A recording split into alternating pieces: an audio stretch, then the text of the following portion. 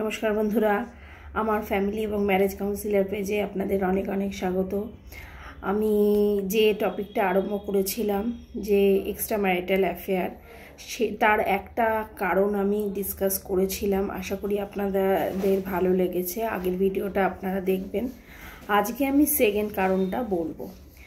Second কারণটা হচ্ছে খুব একটা ইম্পর্টেন্ট কারণ, যেটা অনেক পুরুষ এবং মহিলার জীবনেই তৃতীয় ব্যক্তির আহ্বান হয়। অনেক পার্টনার কিংবা কাপল এবং স্বামী স্ত্রীর মাঝখানে তৃতীয় ব্যক্তির আহ্বান হয়। এটার মেন কারণ হচ্ছে দুজন দুজনকে রেসপেক্ট না করা, দুজন দুজনকে হেয় দেখানো, ছোট দেখানো। সে তারা যেরকমই হোক, তাদের হোক, বডি শেমিং করা কিংবা কারোর সামনে তাকে নিয়ে খিল্লি করা, হ্যাঁ, তার ছোট ছোট অনুভূতিগুলোকে নিয়ে মজা ওড়ানো সবার সামনে, হ্যাঁ, মানে কোনো রকম তাকে রেসপেক্ট না দেওয়া। মানে হচ্ছে, আমি একটা আমার নিজস্ব এক্সপিরিয়েন্স থেকে বলছি। একটা ভদ্রমহিলা এসেছিলেন আমার কাছে, তার হচ্ছে 24 বছরের বিবাহিত জীবন।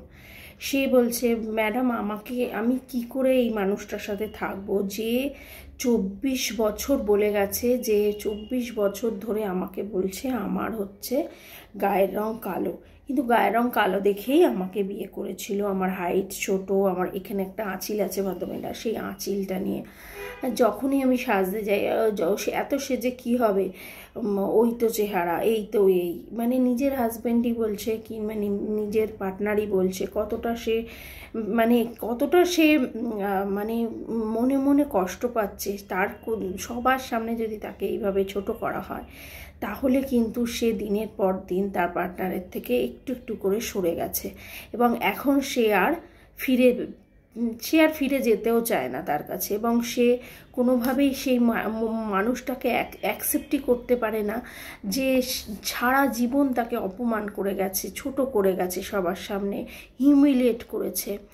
এবার আর একটা ভদ্রলোকের কথা বলি। ওনার কি হয়েছিল, উনি খুব ভালো মানে চাকরি বাকরি করতেন, হঠাৎ করে ওনার চাকরিটা চলে যায় এবং সামহাউ ওনার মানে ফিজিক্যালি উনি অতটা মানে ইনক্যাপেবল হয়ে যান কোনো একটা কারণে। তো তার ওয়াইফ তাকে এতটাই নেগলেক্ট করতে আরম্ভ করেন। পরে কিন্তু উনি সারভাইভ করেছিলেন, কিন্তু ওনার মনে ওই যে কষ্টটা, যে আমি যখন পড়ে গেলাম, আমি যখন সরে গেলাম, তখন আমাকে সবার সামনে ছোট করলো, আমাকে অপমান করলো, আমাকে তখন কিন্তু ও সম্মান দিল না স্বামী হিসাবে, আমার পাশে ছিল না, আমাকে সম্মান দেয়নি স্বামী হিসাবে।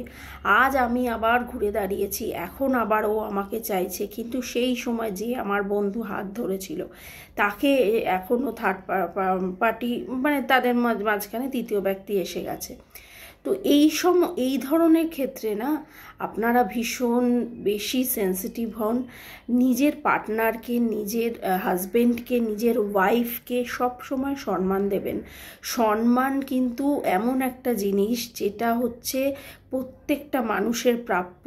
সে যেরকমই তার বডি স্ট্রাকচার হয়ে থাক, তাকে কোনোভাবে সবার সামনে ছোট করা এবং পার্টনার ছোট করলে, পার্টনার ছোট বড় কথা বললে কিন্তু সত্যি সেটা আত্মসম্মানে প্রচণ্ড লাগে। তখনই কিন্তু আর একজন মানুষ তখন যায়, যে তাকে সম্মান করছে, যে তাকে শ্রদ্ধা করছে, সেই লোকের কাছে কিন্তু সে ছুটে যায় একটু সম্মানের আশায়। তো এইটা ছিল আজকে সেকেন্ড পয়েন্ট। আর একটা পয়েন্ট আমি বলবো, যেটা হচ্ছে ভীষণই মানে বলতে পারেন ভীষণই ইম্পর্টেন্ট পয়েন্ট। এটা আর একটা হচ্ছে কোনো ব্যাপারে গুরুত্ব দেওয়া। মানে ধরুন আপনার পার্টনারের কোনো ব্যাপারেই আপনি গুরুত্ব দেন না। ধরুন কিছু বলতে গেলেও ধরুন কাজের ব্যাপারে আপনি বলতে যাচ্ছেন, উনি ওনার কথাটাই বলে যাচ্ছেন, কিংবা আপনি যে আপনার প্রবলেমটা বলতে যাচ্ছেন তখনও উনি ওনার কথাটাই বলে যাচ্ছেন। মানে আপনাকে কোনোভাবেই ইম্পর্টেন্স দিচ্ছেন না। আপনার অফিসের কথা হতে পারে, আপনার বাড়ির কথা হতে পারে, আপনার নিজস্ব শারীরিক প্রবলেম হতে পারে, আপনার মানসিক প্রবলেম হতে পারে, আপনার বাচ্চা কাচ্চা নিয়ে প্রবলেম হতে পারে, সেটা হয়তো মন দিয়ে শুনছে, কিন্তু আপনার যে পার্সোনাল একটা ফিলিংস আছে সেই প্রবলেমটার প্রতি, সেটা কোনোভাবে গুরুত্ব দিচ্ছে না, কোনো ক্ষেত্রেই কোনোভাবে আপনাকে আপনাকে গুরুত্বটাই দিচ্ছে না, মানে আপনার যে একটা এক্সিস্টেন্স আছে সেটাকেই গুরুত্ব দিচ্ছে না। মানে আপনি খাচ্ছেন, সকালে উঠছেন, আপনার নিজস্ব কাজকর্ম করছেন, আপনার যে আপনি অ্যাজ আ পার্সন হিসেবে যে আপনার একটা গুরুত্ব আছে সেটা সে ফিলই করছে না এবং আপনাকে ফিল করাচ্ছে না। মানে হচ্ছে ধরুন আমাদের জীবনটা তো ভীষণ যান্ত্রিক হয়ে গেছে। সকালে উঠে সবাই আমরা কাজে বেরোই, বাচ্চা কাচ্চাদের তৈরি করে রেডি করে, যারা বাড়িতে থাকেন বাড়িতে প্রচুর কাজ থাকে।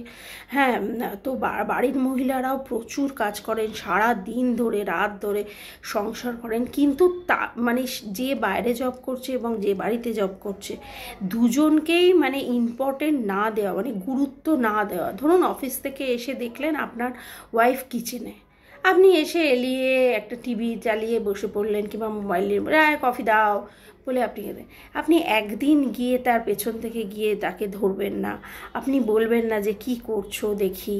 হ্যাঁ, কিংবা আপনি যদি একজন মহিলা হয়ে থাকেন, আপনার হাজব্যান্ড ধরুন খুব স্ট্রেস হয়ে আছে, সারা রাত ঘুমোচ্ছে না, আপনি বুঝতে পারছেন প্রচণ্ড কাজের চাপ চলছে, হঠাৎ করে গিয়ে তাকে আপনি মানে বলতে থাকলেন এটা ওটা সেটা বলতে থাকলেন, কিন্তু তার যে স্ট্রেসটা যাচ্ছে সেটা আপনি ফিলই করছেন না। সে কিন্তু আয় করছে সংসারের জন্যই, সে কিন্তু আপনি নিজে নিজে খাচ্ছে না কিংবা নিজের জন্য ব্যয় করছে না, সে কিন্তু তার ফ্যামিলি, তার পরিবারের জন্য সে কিন্তু আর্ন করতে গেছে।